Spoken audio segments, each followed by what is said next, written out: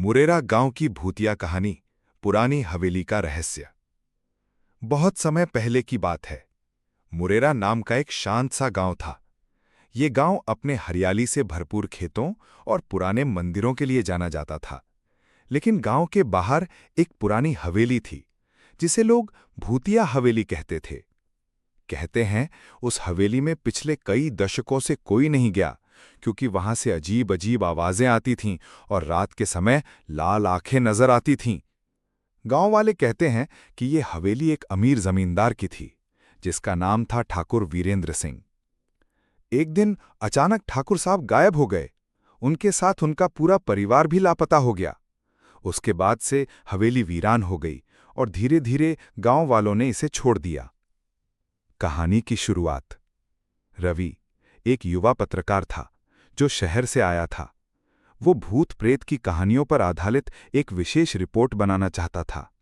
उसने मुरेरा गांव के हवेली के बारे में सुना और उसे वहां जाकर सच्चाई की तह तक जाना था।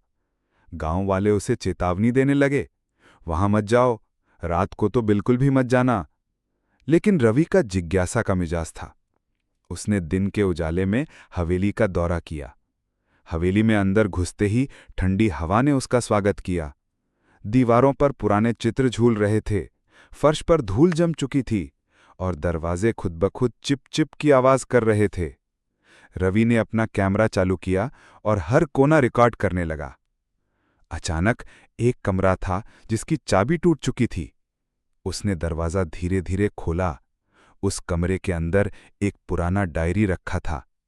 जैसे ही उसने डायरी खोली, हवेली की दीवारें कांपने लगीं और एक धीमी डरावनी आवाज गूंजने लगी, तुम यहां क्यों आए हो?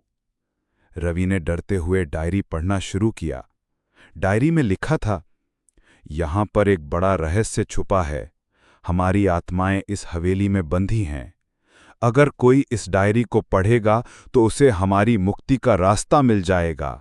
लेकिन सावधान, सच जानने के बाद भागना आसान नहीं होगा। रहस्य का खुलासा। रवि ने आगे पढ़ा। पता चला कि ठाकुर साहब और उनका परिवार एक प्राचीन तंत्र मंत्र में उलझ गए थे, जिससे उनकी आत्माएं हवेली में फंसी रह गई थीं। उन्हें मुक्त करने के लिए एक विशेष अनुष्ठान करना था, जो डायरी में विस्तार से लिखा था। रवि ने साहस जुटाकर अनुष्ठान शुरू किया। जैसे ही अंतिम मंत्र उच्चारित हुआ, हवेली की दीवारों से अजीब रोशनी निकली और धीरे धीरे वो पुरानी डरावनी आवाजें खत्म हो गईं। एक एक करके ठाकुर साहब और परिवार की आत्माएं शांति की ओर चली गईं। हवेली शांत हो गई। रवि ने डायरी को सुरक्षित रखा और गांव वालों को सच बताया। उसके बाद से मुरेरा गांव में फिर से शांति फैल गई। हवेली भी अब केवल एक ऐतिहासिक स्थल बन गई, जहां लोग श्रद्धाभाव से आते हैं।